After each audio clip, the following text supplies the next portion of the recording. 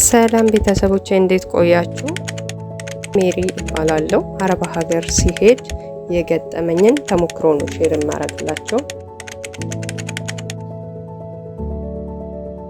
አረብ ሀገር ስመጣ ስፖንሰር የሆነችልኝ አቡዳቢ አካባቢ ነበረ ማለት ነው። እኔ ቢሮ አቡዳቢ ወሰዱኝ።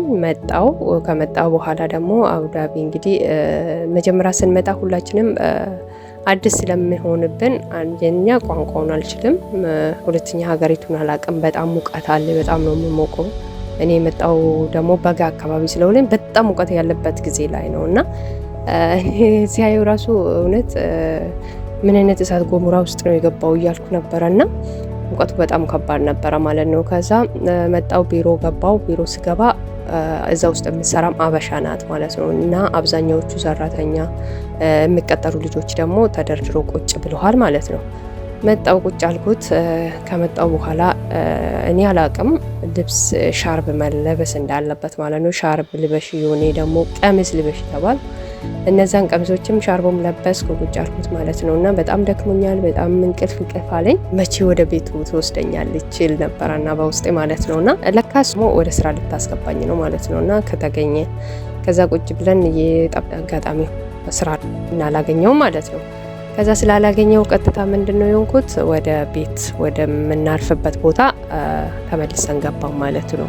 ስገባ ብዙ ሰዎች አሉ ቢሮ ያዩት ከበላይ ውስጥ ደግሞ ስንገባ በጣም ብዙ ህዝብ አለና ከዛ ሲያዩ በጣም ተደናገጥኩ።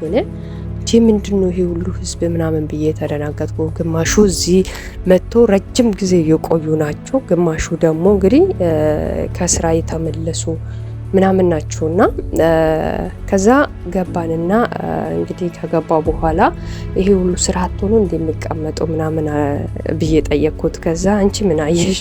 ገና አንቺም ከዚህ በላይ ልትቀመጭ ትችያለሽ ተባልኩና ያዛ እንዳጋጣሚ ሆኖ ደግሞ እግዚአብሔር ይመስገን እኔ ስራ አግኝቼ ስራ ገባው ማለት ነው። ስራ ስገባ እንግዲህ ቋንቋ አላውቅም፣ ምንም ነገር የምችለው ነገር የለኝም ማለት ነውና ማዳሜ እኔ ነይ ስትለኝ እኔ ወደ ውስጥ ነው የምመለሰው ማለት ነው። ቋንቋ በጣም ተቸገርኩ ማለት ነው። ከዛ የሆነ ጊዜ ላይ ጨው አምጪ አለችኝ ስትለኝ ጊዜ በአረበኛ መሌ ስትለኝ እኔ ደግሞ በቃ የሆነ ወተር መሌ ነው ያለችኝ የመሰለኝና ወተር መሌ ከፍሪጅ አውጥቼ ይዤ ሄድኩ ማለት ነው።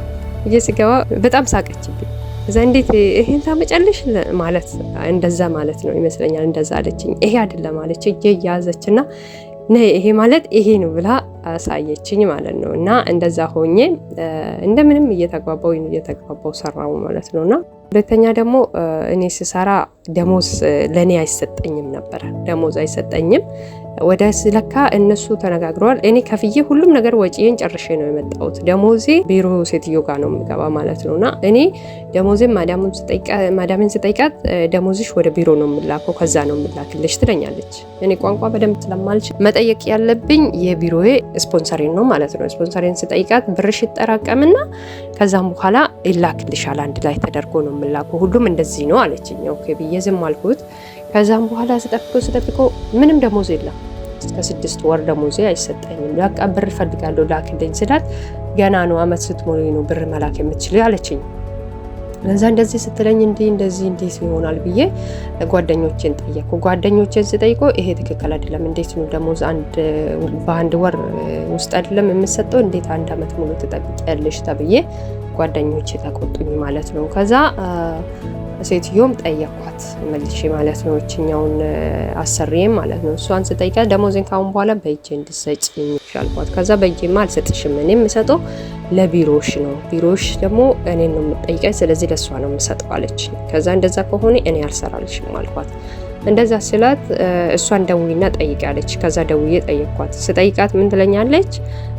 እኔ አለችኝ ደሞዝሽ በእጅሽ አይሰጥሽም፣ ስለዚህ መላክ ያለበት እኔ ቢሮ ተልኮ ወደ ኢትዮጵያ ነው የምላክልሽ እንጂ አሁን አይሆንም አለችኝ። እንዴት እንደዚህ ሊሆን ይችላል? እሺ ደሞዜ እስካሁን አንቺ ጋር የገባ ይሄን አለው፣ ደሞዜ ወደ ኢትዮጵያ ላክልኝ፣ ቤተሰቦቼ ደሞዜን ይፈልጋሉ፣ ገንዘብ ይፈልጋሉ፣ እነሱን መርዳት ይፈልጋሉ ብዬ ነገርኳት። ስላት ጊዜ ደሞዝሽ አመት ሲሆን ነው ወደ ኢትዮጵያ ይምላኩ ብላ ነገረችኝ ማለት ነው። አመት ሙሉ ምንም ደሞዝ ሳላገኝ በነፃ እያገለገልኩ በነፃ እየሰራው ቀጠልኩ ማለት ነው። ከዛ የሆነ ጊዜ ላይ እኔ እውነት ነው የመሰለኝ። ከዛ ሌሎቹ ልጆች በደንብ ስልካቸውን አላቃቸውም፣ አልተቀበልኳቸው። ምንም ማንንም የጠየቅኩት ነገር የለም ማለት ነው። የ1 አመት ሙሉ ደሞዜን በላችኝ ማለት ነው። ከዛ በመጨረሻ አማራጭ ምንድነው የወሰድኩት? በቃ እኔ ይሄንን ነገር ወደ ኢትዮጵያ እንድትልክ እፈልጋለሁ፣ ወይም ደግሞ እኔ ወደ ኢትዮጵያ እንድትልከኝ እፈልጋለሁ፣ አልሰራም ብዬ ወሰንኩት ማለት ነው። ከዛም ለማዳሜ ነገርኳት። እኔ ደሞዝን በእጄ ካልሰጠሽኝ ከአሁን በኋላ መስራትም አልፈልግም አልኳት። ወደ ኢትዮጵያ መሄድ ነው የምፈልገው አልኳት። ከዛ እንደዚህማ አይሆንም ደሞዝሽን ሰጥሻለሁ ለእሷ አናግሬ ምናምን አለች። ከ1 አመት በኋላ ደሞዝ አገኘውና ለቤተሰቦቼ መላክ ጀመርኩት። እናንተስ እንደዚህ ገጥማችኋል ወይ? ስላዳመጣችሁኝ አመሰግናለሁ። ቻናሌን ሰብስክራይብ፣ ላይክ፣ ሼር፣ ኮመንቱን አጋሩኝ። አመሰግናለሁ።